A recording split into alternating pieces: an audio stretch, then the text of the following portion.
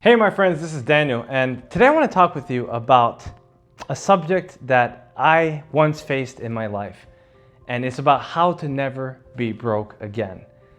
And if you're watching this, you need to listen very carefully, because if you're not happy with your bank account, and if you're facing prices in the marketplace that you never believe you can achieve and prices you can never pay, then this video is going to help you a lot.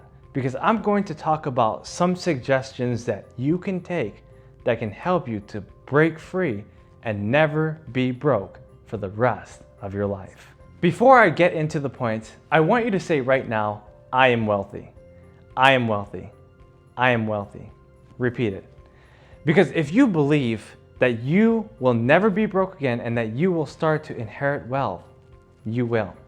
But you have to be willing to make changes. And I'm going to give you some points that you can take so that you can break free and never be stranded in the traps of poverty again. So here are my points. The first tip is to keep your head up. You see, the problem in society is that when we go to school, when we go to work, when we go to church, when we talk to our parents, a lot of them have not taught us about money.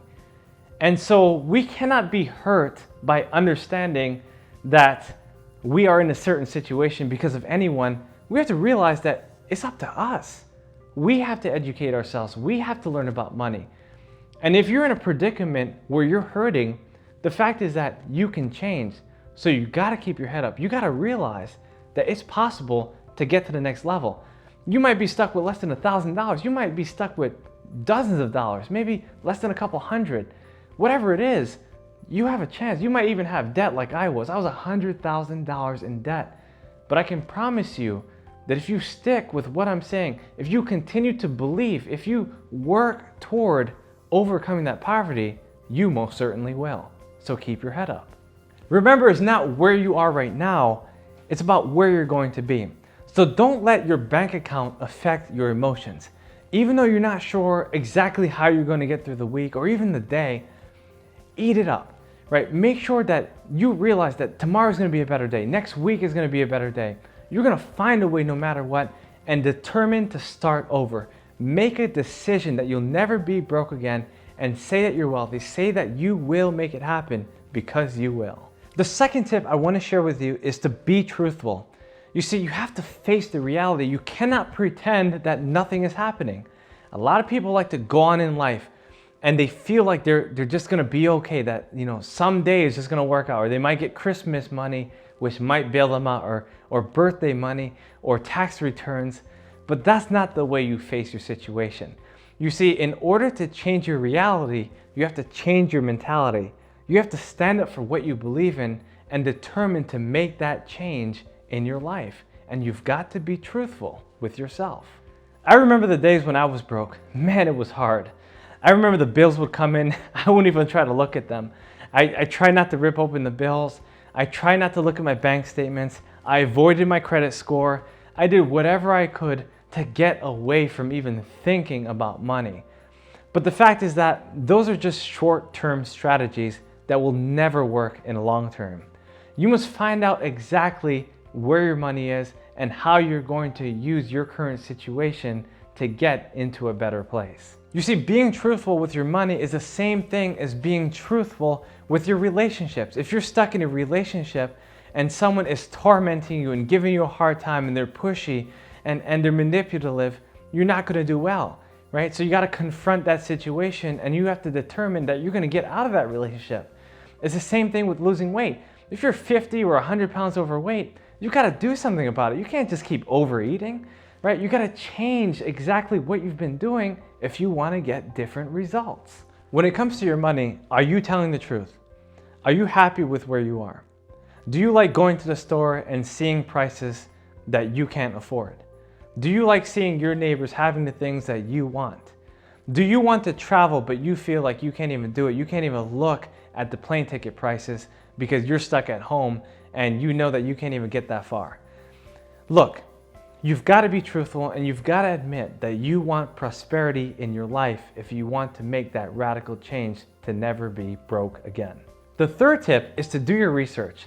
There's so many people who end up going through life without really knowing exactly how much money they have or what's in their retirement savings, or what their life insurance is all about, or what subscriptions they're tied up into, or what their credit score is, or any kind of financial situation.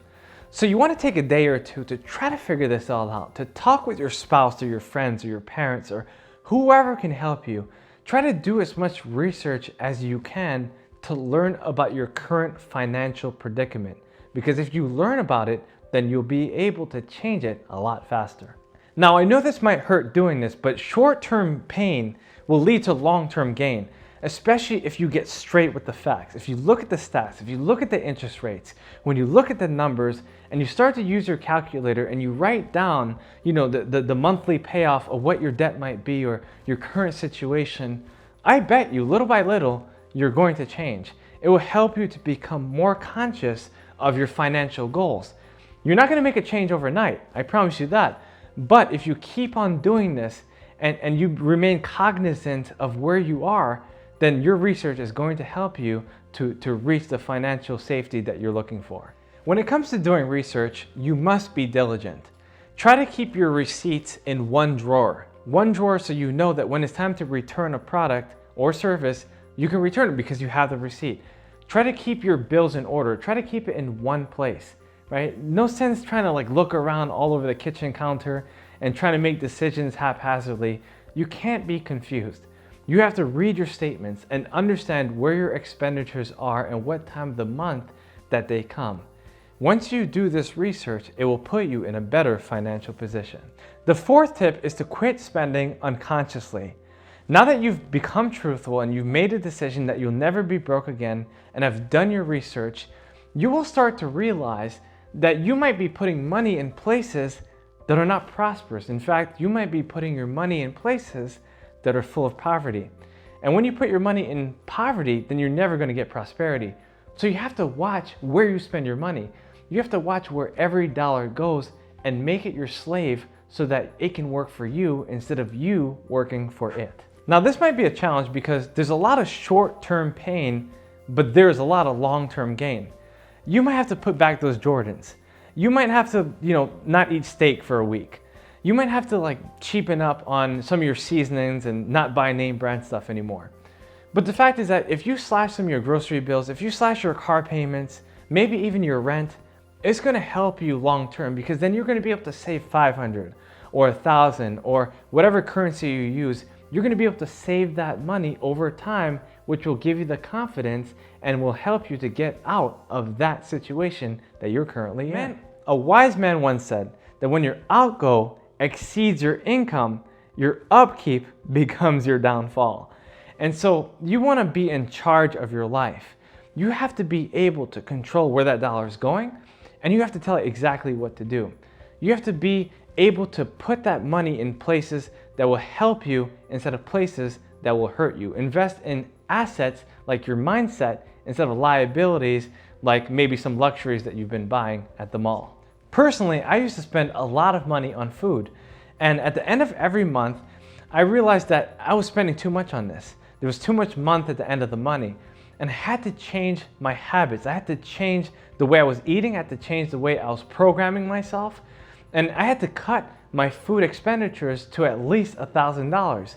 Well, not only did I start eating healthier, I started saving a lot of money, and I started using that money to help myself build the business, which allows me to produce these kind of videos, which you're currently watching. Think about those luxury expenditures that you don't necessarily need right now that you can put away for at least a year or two. Whatever it is, if it's clothes, if it's food, if it's travel, whatever it is, try to pocket some money every month so that you can save yourself the hassle of facing the burden of being broke. The fifth tip is to ask for help. Now, this is one of the hardest things to do because we don't typically like to let people know our financial disposition. We tend to back off on those things, and we understand that there's a lot of people that don't like to talk about money. For instance, you might try to talk to your mom about money and she doesn't want to hear it because maybe money is a taboo subject in your family.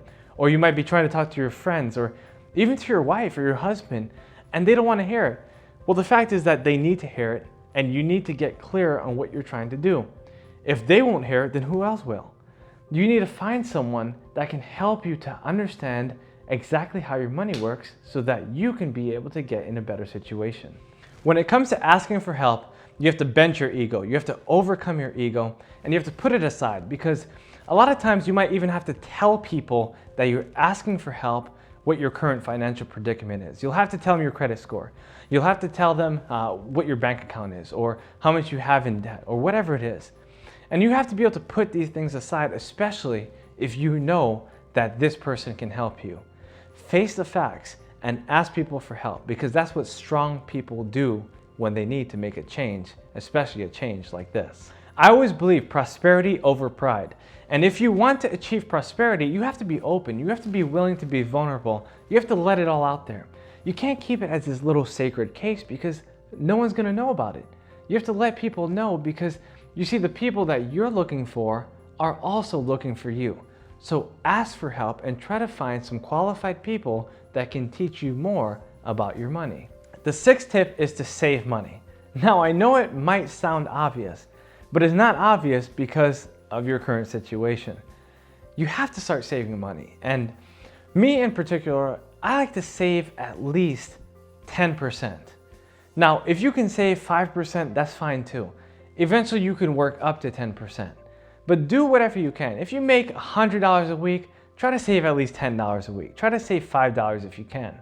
But whatever it is, put a dollar amount aside so that you can eventually have that investment for something that you really need in the future. By the way, the only reason to save is to invest. So make sure that when you save, you have a certain purpose for what you're saving for. Now, I have this very good method that I use called the money wall technique.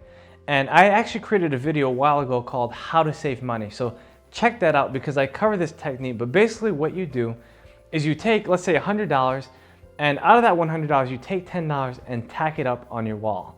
Now, it might sound tacky, no pun intended, but it might actually help you to start saving money.